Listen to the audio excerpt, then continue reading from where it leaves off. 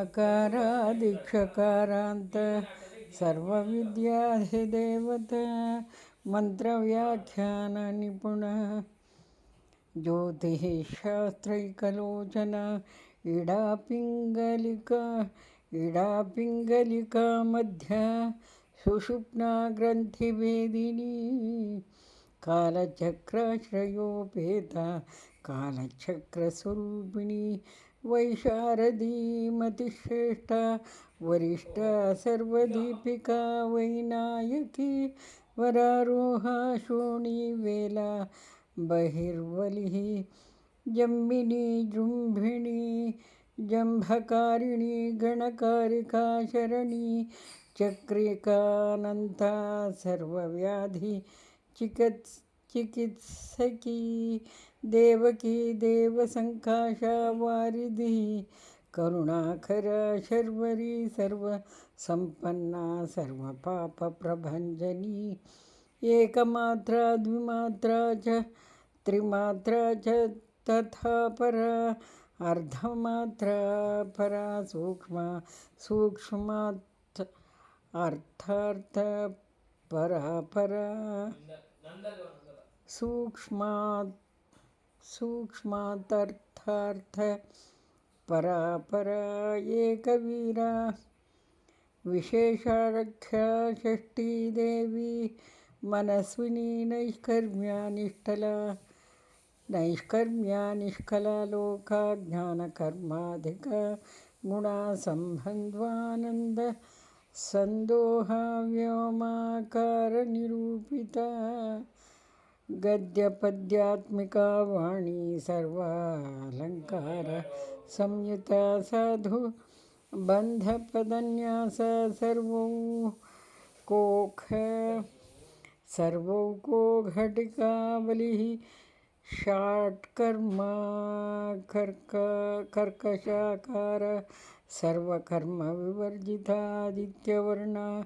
चापर्णा कामिनी वररूपिणी ब्रह्माणी ब्रह्म संताना वेदवागीश्वरी शिवा न्यायमीमांसा धर्म शास्त्रागमश्रुता सद्यो वेदवती सर्वहंसी विद्याधिदेवता विश्वेश्वरी जगद्धात्री विश्वनिर्माणकारिणी वैदिकी वेदरूपा च कालिका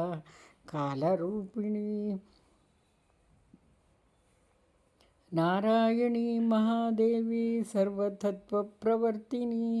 हिरण्यवर्णरूपा च हिरण्यपदसंभवा कैवल्यपदवी पुण्या कैवल्यज्ञानलक्षिता ब्रह्मसम्पत्तिरूपा च ब्रह्मसम्पत्तिकारिणी वारुणाराध्या सर्वकर्म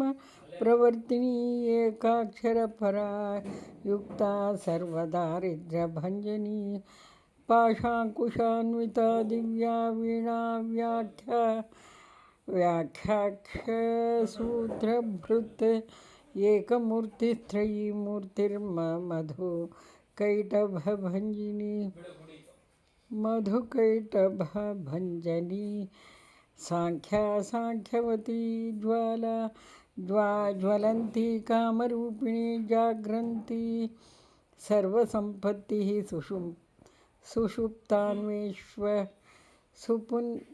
सुषुप्तान्वेष्टदायिनी कपालिनी महदंष्टा भ्रुकुटी कुटिलानना सर्वावासा सुवासा च बृहत्यष्टिश्च शङ्करी चन्दोगण प्रतिष्ठा च कल्माशी करुणात्मिका चक्षुष्मती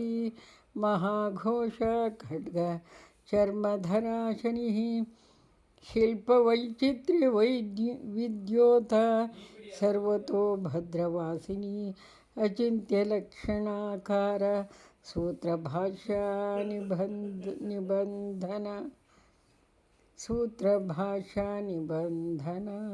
सर्ववेदार्थसम्पत्तिः सर्वशास्त्रार्थ मातृकाकारादिक्षकारान्त सर्ववर्णकृतस्थल सर्वलक्ष्मीः सदानन्दा सारविद्या सदाशिव सर्वज्ञा सर्वशक्तिश्च खेचरी रूपगोचरिता अणिमादिगुणोपेता पराकाष्ठा परागतिः हंसयुक्ता विमानस्था हंसारूढा शशिप्रभा भवानी वासनाशक्ति राकृतिस्थाखिलाखिला तन्त्रहेतुर्विचित्राङ्गी व्योमगङ्गा विनोदिनी वर्षा च वार्षिका चैव ऋग्यजुस्सामरूपिणी महानदी नदी पुण्या गण्या पुण्यगुणक्रिया समाधिगतलभ्यार्थ श्रोतव्या स्वप्रिया घृणा नामाक्षरपरा देवी उपसर्गन खाञ्चिता निपातोर्द्वयी जङ्घा मातृका मंत्ररूपिणी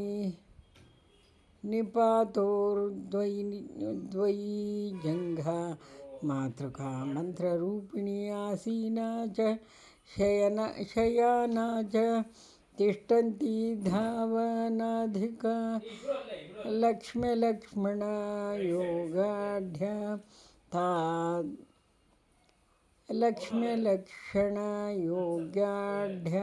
ताद्रूप्य गणनाकृतिः सैकरूपा नैकरूपा सेन्दुरूपा तदाकृतिः समासतद्धिताकारा विभक्तिवचनात्मिका स्वाहाकारा स्वधाकारा श्रीपत्यर्धाङ्गनन्दिनी गम्भीरा गहना गुह्या योगिलिङ्गार्धधारिणी शेषवासुकी संसेव्या चपला शेषवासुकी संसेव्या च शाला वरवर्णिनी कारुण्याकार संपत्तिः कीलकृन्मन्त्र कीलिका शक्तिबीजात्मिका सर्व मंत्रेष्टाक्षय कामना आग्नेयी पार्थिवा आप्या वायुव्या व्योमकेतना सत्यज्ञानात्मिकानन्दा ब्राह्मी ब्रह्मसनातनी अविद्यावसना माया प्रकृतिः सर्वमोहिनी शक्तिर्धारण शक्तिश्चाचिदचिच्छक्तियोगिनी वक्त्रारुणा महामाया मरीचिर्मदमर्दिनी विराट स्वाहा स्वधा शुद्धा निरूपास्तिः सुभक्तिगा निरूपितद्वयी विद्या नित्या नित्यस्वरूपिणी वैराजमार्ग संचार सर्वसत्पथ दर्शिनी जालंधरी मृडानी च भवानी भवभंजनी त्रैकालिकज्ञानतन्तुस्त्रिकालज्ञानदायिनी त्रैकालिकज्ञानतन्तुस्त्रिकालज्ञानदायिनी नादातीतस्मृतिः प्रज्ञा धात्री रूपात्री पुष्करा पराजिता विधानज्ञा विशिषिता गुणात्मिका हिरण्यकेशिनी हेमब्रह्मसूत्रविचक्षणा संख्येय परार्थान्त स्वरव्यञ्जन वैखरी मधुजिह्वा मधुमती मधुमासोदया मधुः माधवी च महाभागा मेघगम्भीर निस्वना ब्रह्मविष्णुमहेशादि ज्ञातव्यार्थविशेषगा नाभौ नाभौ वह्निशिखा ललाटे चन्द्रशन्निभा भ्रूमध्ये भास्कराकार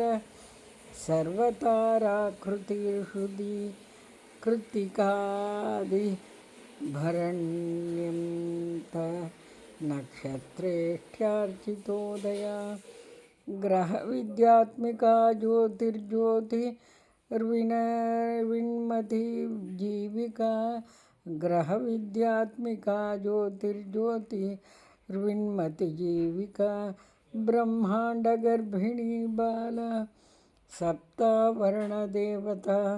वैराज्योत्तमसाम्राज्य कुमारकुशलोदया भगला भ्रमराम्बा च शिवदूती शिवात्मिका